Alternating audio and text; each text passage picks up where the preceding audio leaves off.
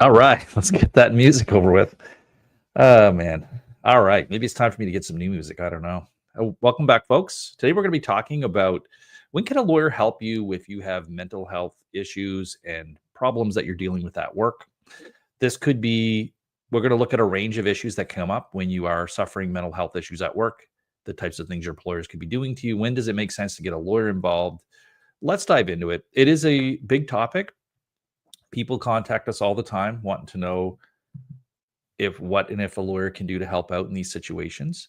And we'll cover them here today.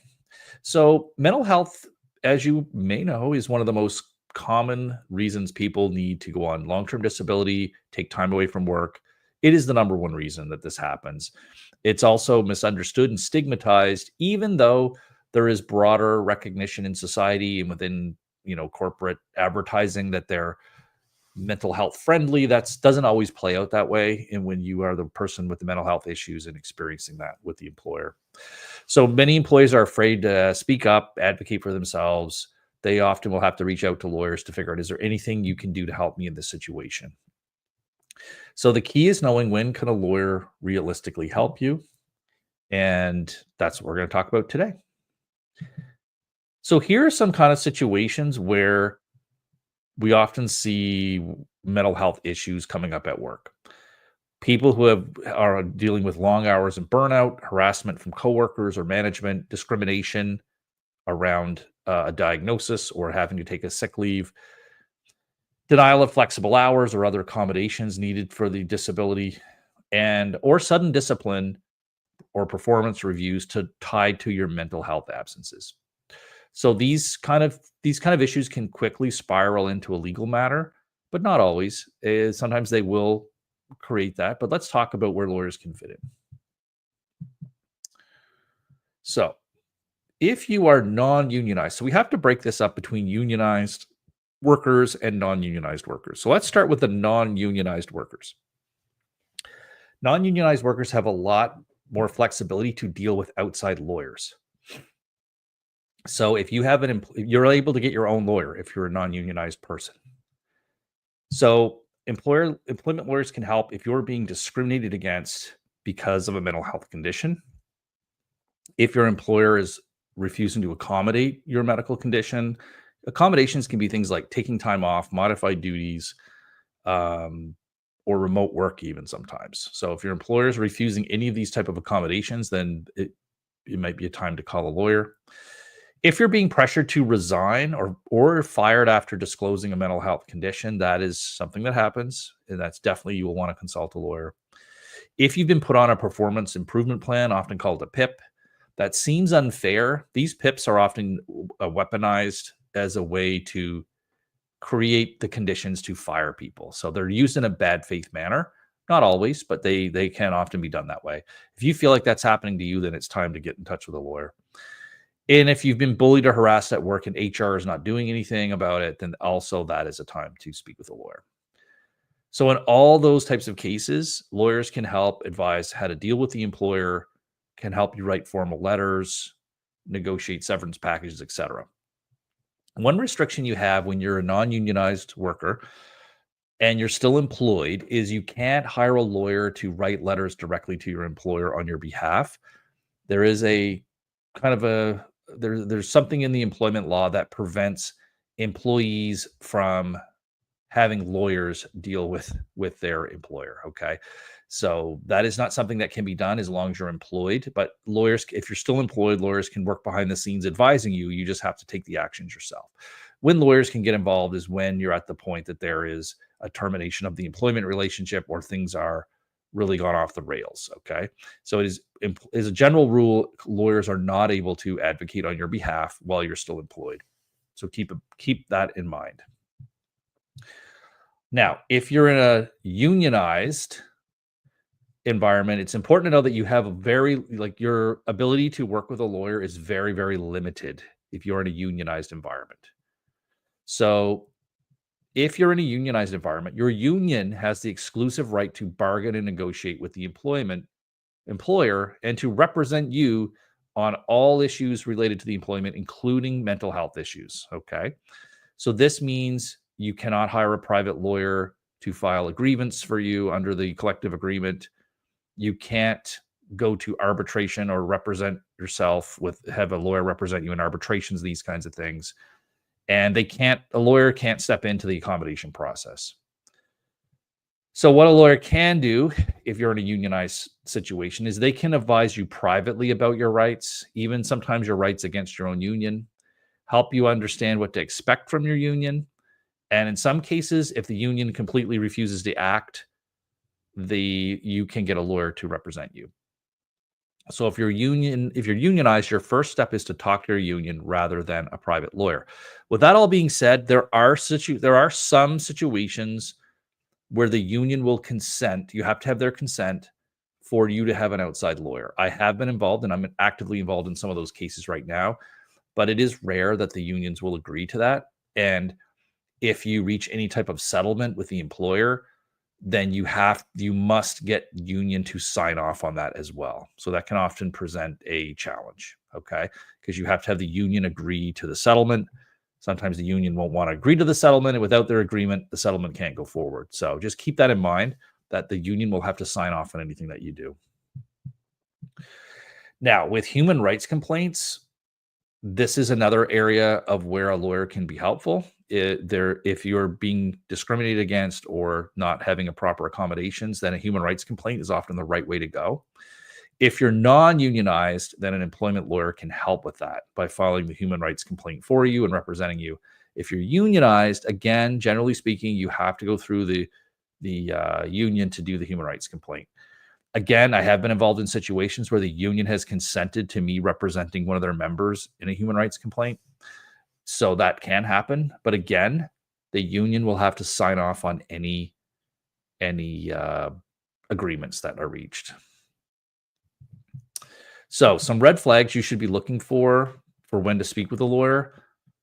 If your doctor's recommending accommodations and the insurer is refusing, that is definitely a time to call a lawyer. If you're being asked to return to work before you're ready, that is a time to speak with a lawyer, because that can be a very emotionally charged and difficult kind of situation to navigate, because you're dealing with the long-term disability insurer, your employer. You don't want to get caught in the middle and kind of left. You're not being paid by the employer, you're not being paid by the insurer, and both people are pointing at you as the problem. You want to avoid that kind of situation. If you've been suddenly put on a performance improvement plan and warned about absences and these types of things, definitely you should consult a lawyer, because they could be setting you up to be terminated.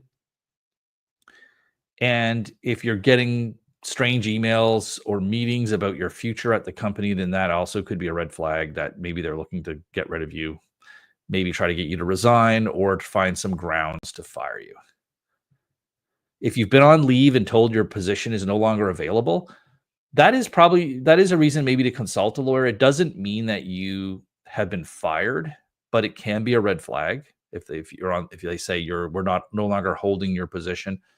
They still have an obligation. You're still employed with them, and they have an obligation to keep you employed in a substantially similar job, or it's considered a termination. But depending on the wording of the letter, you may want to talk to a lawyer, because that type of letter might constitute a constructive dismissal. So you want to have that checked out. Now, you don't always want to wait until you're fired to get legal advice. It's often better to get legal advice in advance to better understand your issues, or to come on a webinar, not a webinar, but like a live stream like this, to get advice from lawyers in real time. All right.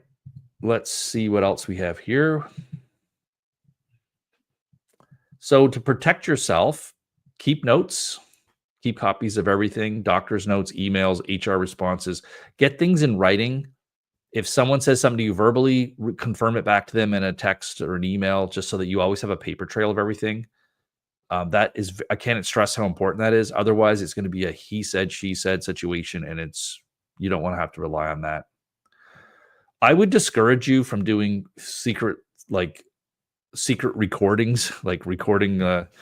You go into the meeting with your iPhone on record and in your pocket, kind of thing, like leaning in to get them. Yeah, I wouldn't recommend that. It usually can backfire. You're better off just either asking them to record it with their knowledge, or take notes when you get out of what happened. rather than secretly record. The secret recordings can backfire on you. Courts don't like them. And so it often just can make you look bad to do that.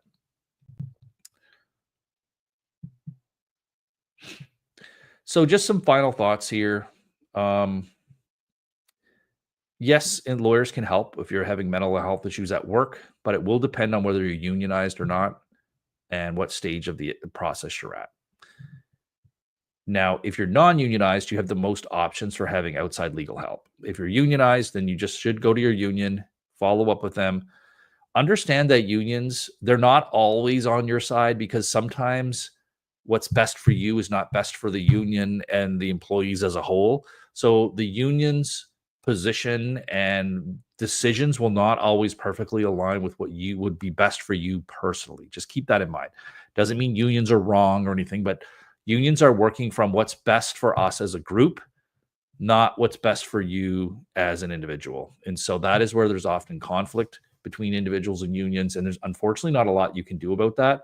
The unions do have a range of choices they're allowed to make, even if it doesn't go in your best interests. So there are ways that you can file complaints and things about your union, but that's more going to be for situations where they're refusing to act at all.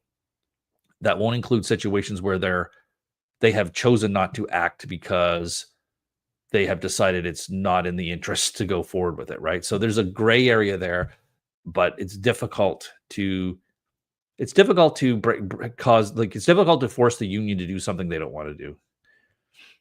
Alrighty, so thanks for watching, folks. If you need a free consultation, you can always reach out to us through our website. You can find the link by going to resolutelegal.ca. There's also links in the description of this video that will take you to our free consultation page, and also to my link tree, which is just a website that has all my books and articles and things like that. Not articles, my books, basically all my books. You can download those books for free. I've been working on a book for employment law. Right now, my books are on CVP disability, workers' comp, and long-term disability. Okay. Let's leave that there and dive into some questions. I see we have a bunch of questions already posted. Let's have a look here. I'm just going to grab a little drink while I'm reading this.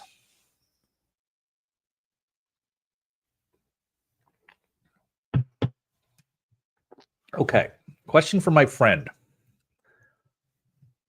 I've been very depressed because I don't have money to buy food for my kids. My long-term disability was denied. And then it goes on to say they used their own assessments and said I can work at other jobs, even though my doctor says I cannot work. They cut me off based on their assessment. Okay. After fighting for 8 months, I went to the employer and asked for early retirement because I can't survive without the money. Can you still help me even after I filed for early retirement? Okay. So that will depends on a few things. So we'll assume that you're talking about long-term disability insurance. And what we would need to see in a case like this is we would need to see your long-term disability group benefits booklet to see how it describes what happens for your plan if you take early retirement. There's two ways it can go. One way is that it's fine to take early retirement, and the retirement money may, to some extent, be deducted from your long-term disability payments. Okay. We'd have to do the math and see the numbers and determine how much, if any, will be deducted, or it could be a situation where it's all deducted. That's the first thing we'd have to figure out. The more dangerous situation, or the bad situation, would be some of these group policies have a clause that says they list out a bunch of things that will cause the benefits to end, like death, war, or going to jail, if you're imprisoned and incarcerated, all these kinds of things. And one of them can be if you retire. That can be one of them. So sometimes a retirement can just wipe out your right to any benefits under the policy. That's not always the case. In other cases, it will just be that your LTD benefit is reduced possibly by the amount of what you're getting from the retirement. It all really depends. So what we would have to do in that situation is just do an assessment for you and let you know what could possibly be done in this situation.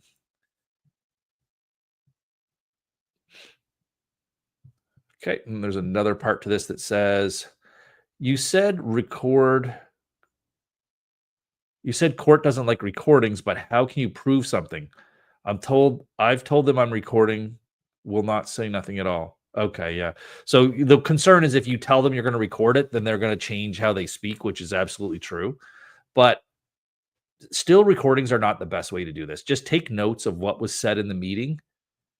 And most of these cases are not going to turn on what's said in a meeting or not. They're going to turn on what does the medical evidence say, and that's basically it. Like, what does the medical evidence say? Can you prove you have the disability? Not on the conversations back and forth.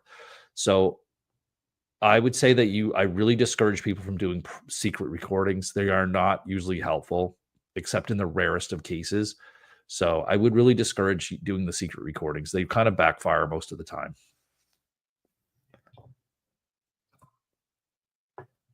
All right. A lot of questions there. Anyone else? Looks like we got a lot of people here today. So anyone else have some questions?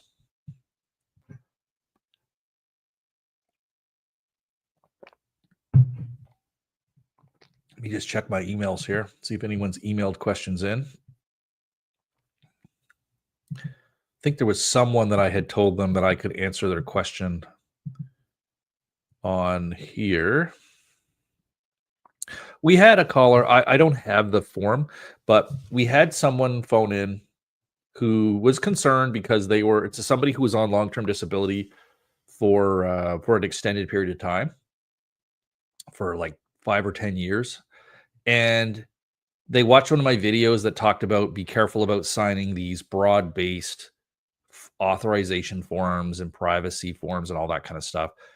And they had gotten one in the mail, the annual form, and they were now worried about should they sign it? Should they try to undo the other ones they've signed and this kind of thing? I just want to put people's fears aside. Like, if you're someone who's been on LTD for 10 years and you're just getting the same annual form every year, you shouldn't really be concerned about signing it and doing it. Again, I have to see the actual form they're giving you. This is not meant to be specific advice to any individual, but it is general advice. Generally speaking, the annual forms are something that have to be done. Yes, some of the wording on there can be excessive or beyond what is really needed, but as a practical matter, you're probably better off just signing it, because there's no practical implications of you. Like, they're not going to rely on that form to go on some investigation of you for the most part. That is not going to, they're not practically, in a practical sense, going to be able to use it for that. Even though the form can say that they can do these things, it's just not practical in most cases for them to do it, because a lot of the third party like corporations or organizations, they just wouldn't accept that type of form as proper authorization. Okay. A lot of these broad-based forms, I've talked about this before, they're done that way just to cover off the insurance company for incidental. They often are working like it's common nowadays that they're going to be working with outside consultants and different things about your case. They want to cover off all situations where within their scope of working on your case with the regular kind of collective of people they're working with, they just want to cover off that there's not going to be some incidental disclosure they don't want to be dealing with a technical privacy violation that is not really that big of an issue, because they're not giving your information up to the public. They're just working within their kind of collection of group of companies. Okay. A lot of it is that's what they're looking to prevent. So I don't want to freak people out when you see these videos and think, oh my God, now I got to do something. The time to be concerned, if you're on long-term disability, the time to be concerned is if you get a detailed questionnaire about your activities that is different than the normal annual form that you're getting. If you get an activity type questionnaire that is very focused on details about specific activities, if it wants you to put especially if it's asking, what did you do over the last week? They want you to, like, anything like that. That is a red flag, because likely that means they're doing surveillance on you and they want to compare what you're saying on this form to the surveillance. That is very different from the annual update form that people get sent out every year. So if I can leave people, I just want to assure people that you don't have to You shouldn't necessarily be concerned if you are signing an annual update form that has wording on it that is not ideal, but practically speaking, like it's not going to be a problem for you in most cases. Okay. So you're often just the right thing to do is just to sign the form, send it in, and continue to collect your benefits. If you now start raising a lot of problems with the insurer and it just, they are, once you try to take them out of their normal way of doing things, it just can create problems and it can maybe create more headaches for you as well. All right, let's take a look and see if we have any updates to answer on our forum. Let's go have a look. Yes, looks like there are some updates here. So I'm going to share my screen. Hopefully you guys can hear me okay. I'm going to share my screen. Let's do that. There we go. So we do have calculating CPP benefit after age 65. Let's see what this is all about. I'm turning 65 next year and currently receiving 1,167 a month for CPP disability. I read the estimate of post 65 CPP benefits on okay, they read that the estimate for CPP, I think retirement benefits on the Service Canada website are underestimated because they include the years we received CPPD, while the actual post 65 CPP amount will not include the time we were on CPPD. I also read that a quick way to calculate post 65 CPP benefit amount is to take our monthly CPPD payment, subtract the flat rate portion, and divide the remainder by 75. Can anyone confirm this method? According to the Canada Pension Plan Disability Toolkit, the flat rate for 2025 is $5.98. Yeah, that sounds correct. So in my case, it would be $11.67 minus $5.98 divided by 75% would be $7.58 a month. This is significantly higher than the estimate shown on this Service Canada website. Oh, there's Joanne. She often is very bright and smart with answers. Using a sample size of 1, my regular CPP was within $1 of the estimated amount. Okay. Yeah. I'm not the person to ask for this. I have no idea, honestly. I do know someone who would know that, and I would probably either ask them or pay them to tell me. But there are people who can calculate this for you. There are financial advisors and the like who can calculate this for you because it is a calculation. But I don't know if the things that this person is saying here is correct. So I'm unfortunately not going to be able to respond to this because I have no idea. No idea. Okay. Here we go. This one says settlement offer without prejudice. I've been given the opportunity by the MA. I don't know what that stands for. Oh, medical adjudicator. By the medical adjudicator at Service Canada to withdraw my CPP appeal at the tribunal division. There is no explanation of the breakdown or other timeline. The earliest year, yada yada, only 4-month wait period, payment start April 22nd. Is it fairly safe to accept this offer and withdraw my appeal? I have taken into account overpayments, which roughly start October 27th. So there's still a nice lump sum. I can answer this. So this is a common thing that happens is you will be, once you file your claim once you're doing a CPP disability appeal and you file it with a tribunal, after that point, before you get to an actual hearing, Service Canada can still approve your claim. However, because it is now before the tribunal, they can't just approve it without your acceptance of that approval because you would need to agree to withdraw your case from the tribunal. So that's why it's an offer. They have to make a settlement offer. If you agree to it, then you would sign paperwork withdrawing your case from the tribunal and your case is approved. So I have done many, many of these. I would say dozens.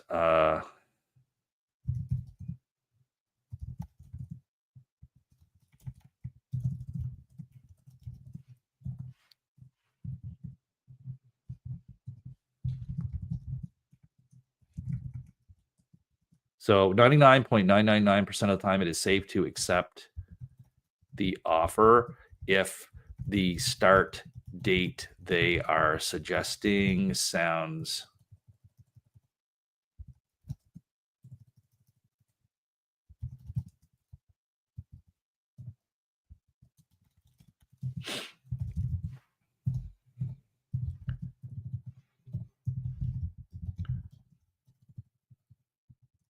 so I can't advise on your specific. However, these settlement offers are really just a claim approval, not a settlement in the sense you would see in a LTD or personal injury claim. There is the reason they have to do this as a settlement offer is because once you file the appeal with the SST, they can no longer unilaterally approve your CPP disability claim without your agreement. It is normal for them to give you the paperwork to sign to remove your case from the tribunal as part of this settlement.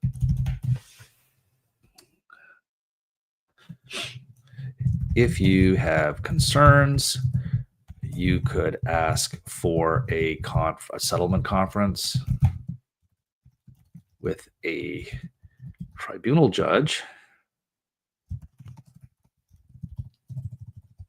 to have them review it. Okay. So you can do that. You can have you could ask for a settlement conference with the tribunal judge and that way at least the judge is looking it over and they may have questions. The judge does not represent you, but they may ask you some questions and things. Because the judge ultimately has to approve these settlement offers anyway. So you could ask for but most often we don't do that. Like I can only ever think of once out of doing, I don't know if I've done hundreds of these, but it would be dozens and dozens and dozens of these types of settlements. Maybe it is hundreds at this point. I just don't have the number in front of me, but many, many, many of these. I can only ever think of one situation where we didn't accept their initial offer. And the only thing that we changed, well, we didn't accept it. And I talked to the client because sometimes there can be a debate. Like sometimes there can be a debate on when the benefits should start, the benefit start date, and that can affect things. But I ultimately told the client, like, the only difference about 2 months. So I still advise the client in that case to just take what is being offered. Just because, do you really want to fight this? Do you really want to go to the tribunal? What if you go to the tribunal and the judge doesn't agree? I know I can't see that happening, but if you went to trial and for some crazy reason the judge didn't agree that the case should be approved and now you're denied after they offered to approve it. So there's all kinds of issues. Like the only time I would really be careful is if there was a big discrepancy in the date. Okay. Okay. Also, the settlement does not include any specific amount of benefits that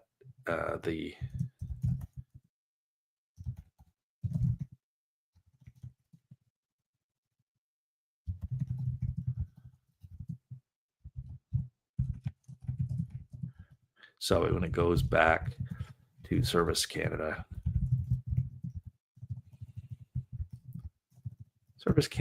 for processing.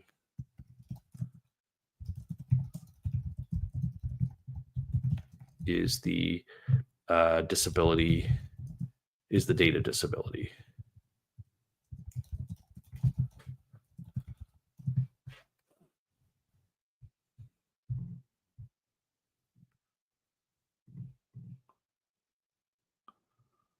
Okay. Hopefully this will help this person out. That's an easy one for me to answer. Whoops, wrong. Let's try that again. There we go.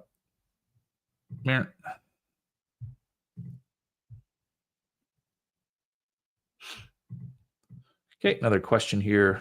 I'll get rid of this. Let me get rid of this. Stop sharing. Okay, so what does this say? Hey, Matthew, how you doing, man?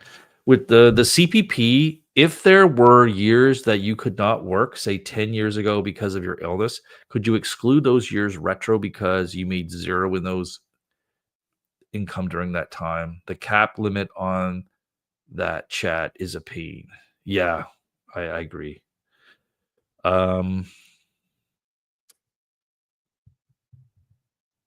It's funny that there's a cap limit. I think that's to just keep people from shouting and spamming. Usually people who are using caps are doing it to like spam and yell, pretend they're yelling type of thing. So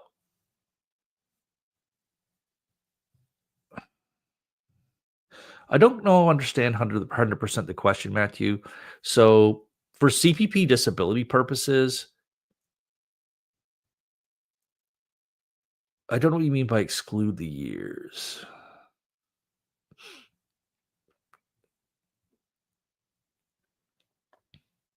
With CPP disability, like, so for CPP retirement, when they're calculating it, having years of zero income are definitely hurtful because they're looking at your average contribution. So every year you have, yeah, for calculating the benefit amount. Yeah. So for the only ones that are going to get zeroed out are the years where you are approved on CPP disability benefits. So having years in the past that aren't included in the years where you're getting CPP is not going to help you in having CPP disability, like take those years out of the calculation. But there are a certain number of years that they knock out anyway. Like, I don't know it off the top of my head, but when they're doing the calculation, there is a certain number of years that just get taken out. The lowest X amount of years get taken out automatically. So that can wipe out a lot of years of zero. But again, remember, it goes back to age 18. So you might have had some people that go to college and things may have some years of very low while that during that time. So those past years, depending on how many there are, they could get taken out just by the general calculation that takes out a certain number of years anyway. But no, like my understanding is the only years that will get taken out for CPP disability are the years you're receiving CPP disability. And that would include the retroactive portion as well. The retroactive portion can only go back at maximum 1 year earlier to your, basically a year. One year earlier to your date of application.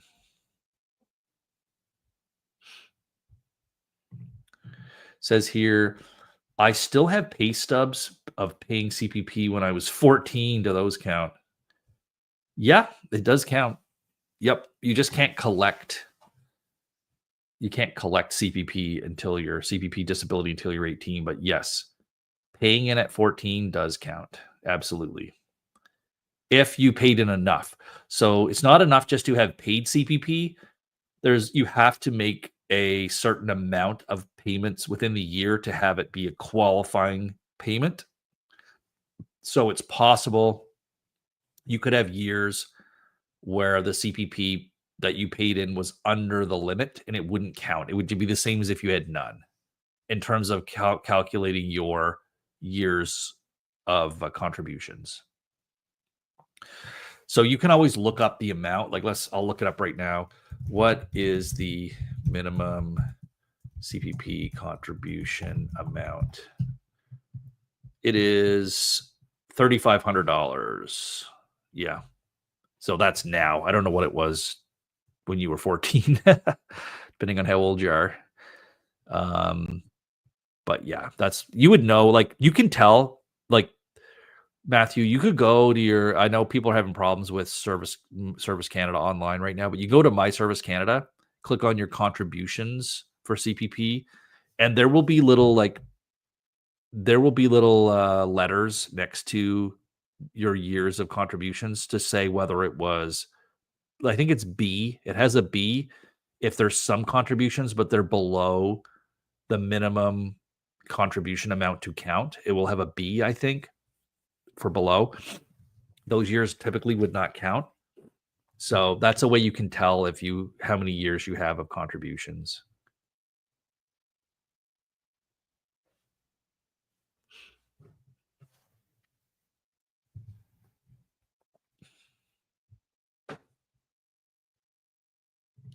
Go back and see if there's anything else to look at with the yeah, there's not really anything else new on the website on the disability forum.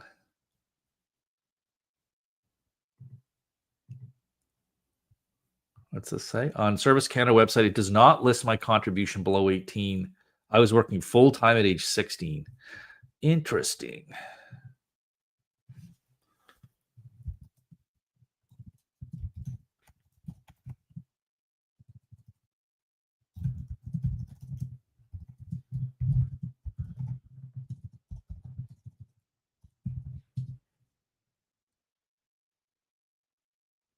Huh.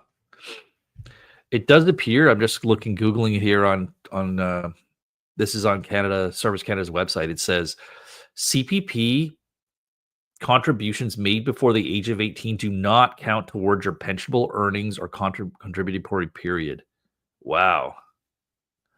Interesting. I did not know that. Your contributory period for CPP begins the month following your 18th birthday. Huh.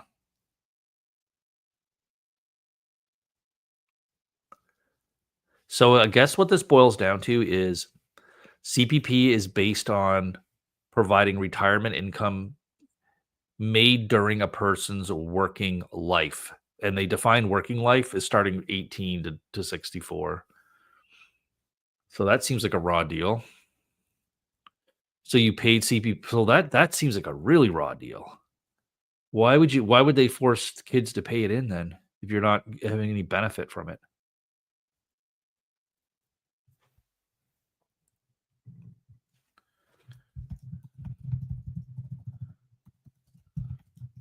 I didn't realize that.